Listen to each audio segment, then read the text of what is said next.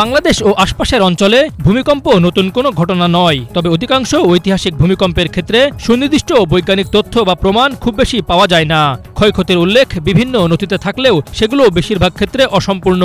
আজ আমরা বাংলাদেশ ও এর পার্শ্ববর্তী এলাকায় এ পর্যন্ত নথিভুক্ত বড় ভূমিকম্পগুলো সম্পর্কে জানব। 1548 সালের আসামের ভূমিকম্প। ভূতত্ত্ববিদ ডক্টর সৈয়দ হুমায়ুন আখতারের মতে 1548 সালে আসামে একটি শক্তিশালী ভূমিকম্প এই অঞ্চলের ভূপ্রকৃতিতে বড় ধরনের পরিবর্তন আনে, তবে ঠিক কী ধরনের পরিবর্তন ঘটে তার নির্দিষ্ট তথ্য পাওয়া যায় না। প্রায় 100 বছর পর আবারও আসামে একটি প্রবল ভূমিকম্প সংঘটিত হয়। টেকনাফ থেকে মিয়ানমার পর্যন্ত প্রায় 400 কিলোমিটার দীর্ঘ ফল্ট লাইনে 8.5 মাত্রার বেশি শক্তির এই ভূমিকম্পে সেন্ট মার্টিন দ্বীপ প্রায় 3 মিটার উপরে উঠে আসে। এর আগে দ্বীপটি ছিল ডুবে থাকা ভূমি। মিয়ানমারের একটি দ্বীপও 6 মিটার উপরে উঠে আসে। একই ভূমিকম্পে সীতাকুণ্ড পাহাড়ের নিচ থেকে কাদা ও বালুর উদ্গীরণ ঘটে। এর ফলে বঙ্গোপসাগরে সুনামি সৃষ্টি হয়, যা ঢাকার বুড়িগঙ্গা নদীর তীরবর্তী বাড়িঘর ভাসিয়ে দেয় এবং প্রায় 500 মানুষের মৃত্যু ঘটে। শিলং প্লাটুর ভূমিকম্পসমূহ। শিলং প্লাটুতে গত 400 বছরে বহুবার 8 মাত্রার ভূমিকম্প হয়েছে।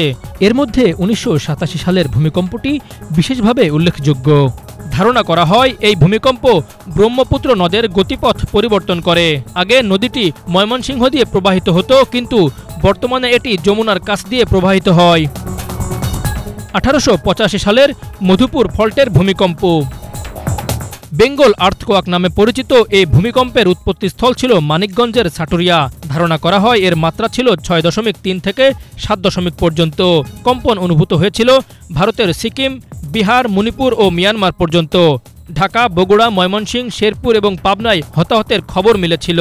এর একই বছরের জুনে কলকাতা ও দার্জিলিংয়েও আরেকটি কম্পন অনুভূত হয়। ভূতত্ত্ববিদ আখতারের মতে সে সময় জনসংখ্যা কম ছিল এবং অঞ্চলটির গুরুত্ব তুলনামূলকভাবে কম থাকায় ক্ষয়ক্ষতির তথ্য খুব বেশি পাওয়া যায়নি।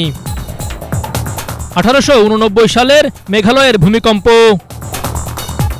10 জানুয়ারি সংঘটিত এই ভূমিকম্পটির কেন্দ্র ছিল মেঘালয়ের জৈন্তা পাহাড়। এর মাত্রা ছিল প্রায় 7.5। সিলেট ও আশপাশের এলাকায় কম্পন স্পষ্টভাবে অনুভূত হয়েছিল।